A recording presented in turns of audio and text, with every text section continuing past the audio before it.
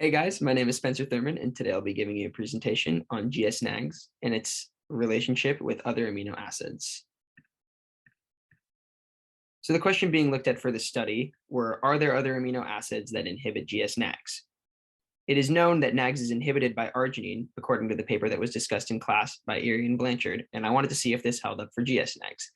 On the right side of the screen, you will see a table with the components of the NAGS assay that I ran to test this initially with some different amino acids at a 0.5 molar stock concentration. And the amino acids used were as follows.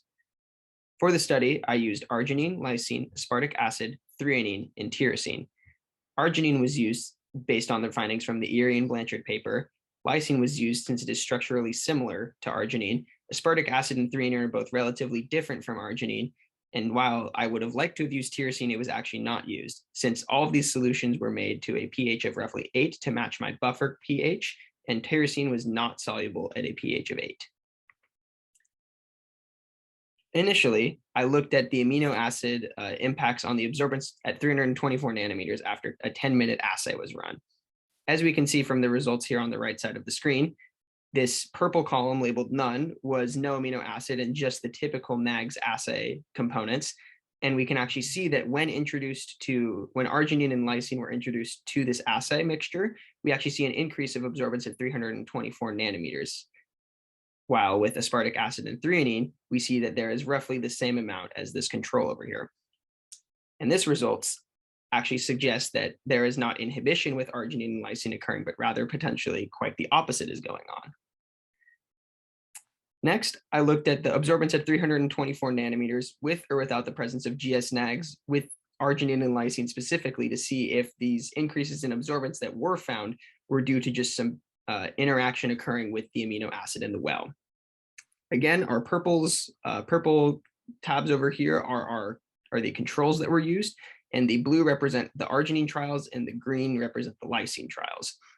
And as we can see from this data suggests that the presence of GsNAGs with lysine and arginine both lead to a higher absorbance at 324 nanometers, and that these amino acids on their own without GsNAGs do not really seem to have any effect that's different from the controls.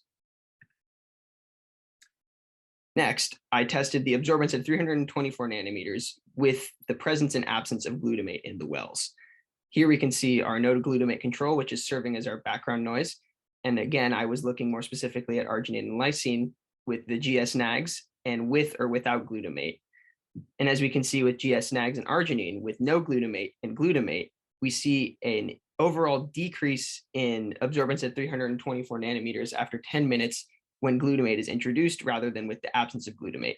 Quite the opposite is true, however, when looking at lysine, where we see an overall increase in the absorbance at 324 nanometers after 10 minutes when glutamate is introduced. These results suggest a few things. Firstly, that arginine is potentially a more efficient substrate than glutamate, since we see an overall decrease in the absorbance at 324 nanometers when glutamate is added to this mixture. Additionally, in regards to lysine, these results suggest that it is either a substrate for this reaction or that it's a positive regulator for the GsNAGs and glutamate binding event. Lastly, kinetic assays were run on GsNAGs both in the presence of lysine and arginine using the same proportions as the previous assays, just adjusted to a final volume of 750 microliters to fit into the semi-micro cuvettes. For these studies, I varied the amino acid concentration since the results that had been obtained previously were so shocking that I wanted to see just how the amino acid concentration impacted these results. And the timed assays that I did were run for 200 seconds each. So here are our kinetic assay results of absorbance at 324 nanometers versus time for arginine and lysine respectively. And when looking at arginine, there is a general trend downward in terms of the absorbance at 324 nanometers per minute, which suggests that arginine influences the reaction, and seemingly more arginine results a higher absorbance at 324 nanometers per minute.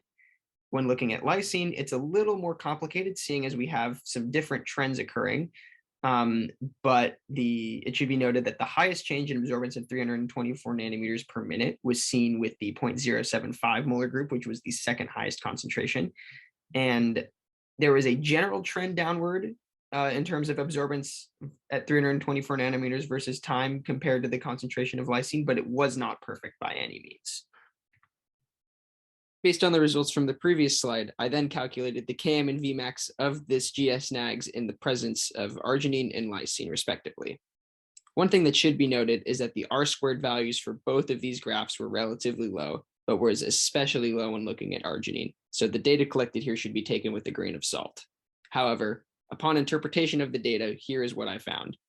When looking at arginine, we have a lower overall Km compared to lysine, but we also have a lower overall maximum rate that can be achieved compared to lysine. The opposite is true for lysine, obviously, where we see that we have a higher Km, but also with that, a higher max rate that is achievable as well. I found these results to be particularly interesting. So based on my findings, here are the conclusions I was able to draw.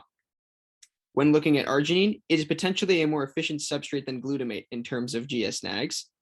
And when looking at lysine, it is either a substrate for this reaction with GsNAGs or is a positive regulator for the GsNAGs and glutamate binding interaction. In terms of the kinetic assay aspect of things, these results were rather inconclusive. And one other thing that should be noted about this is that both the presence of arginine and lysine resulted in Michaelis-Menten plots that did not really follow typical Michaelis-Menten kinetics, as seen here on the right side of the screen with the arginine and lysine Michaelis-Menten plots. One reason that this may be the case is due to the fact that we are working with an allosteric enzyme. However, this is likely not the case due to the fact that these plots are not generally S-shaped as we would see with a typical allosteric enzyme. So in terms of the kinetic assay side of things, more research should be done in order to get more conclusive results. Thank you so much for watching, and good luck to everyone during finals.